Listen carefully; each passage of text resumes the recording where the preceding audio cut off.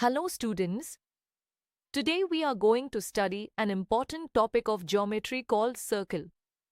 In this lesson we will understand the definition of a circle, its different parts, important formulas, and some useful theorems used in solving geometry problems. A circle is the set of all points in a plane that are at the same distance from a fixed point. The fixed point is called the center, and the constant distance from the center to the boundary of the circle is called the radius. Circular shapes are very common in daily life.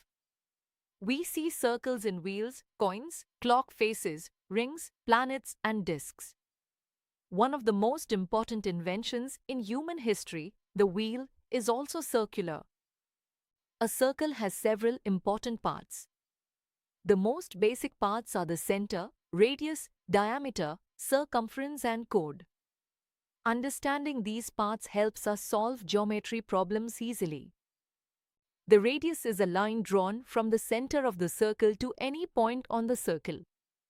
The diameter is a line that passes through the center and connects two points on the circle. The diameter is always twice the radius. The circumference is the total boundary length of the circle. It tells us the distance around the circle. The formula for circumference is 2 multiplied by pi multiplied by radius. The area of a circle tells us how much surface the circle covers. The formula is pi multiplied by radius squared. A chord is a straight line joining 2 points on the circle. An arc is a curved part of the circle's boundary formed between 2 points. A sector is the region formed between 2 radii and the arc between them. It looks like a slice of pizza.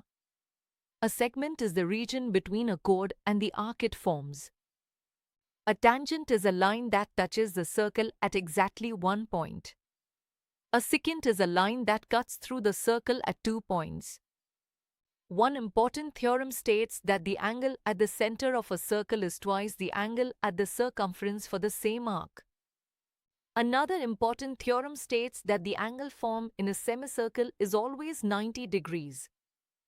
If all 4 vertices of a quadrilateral lie on a circle, it is called a cyclic quadrilateral. In such a quadrilateral, the sum of opposite angles is always 180 degrees. Let us solve an example. If the radius of a circle is 7 centimeters, the circumference becomes 2 multiplied by 22 divided by 7 multiplied by 7.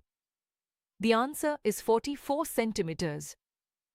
Students, today we learned about the circle, its definition, parts, formulas, and important theorems. Understanding circles is very important for solving many geometry problems.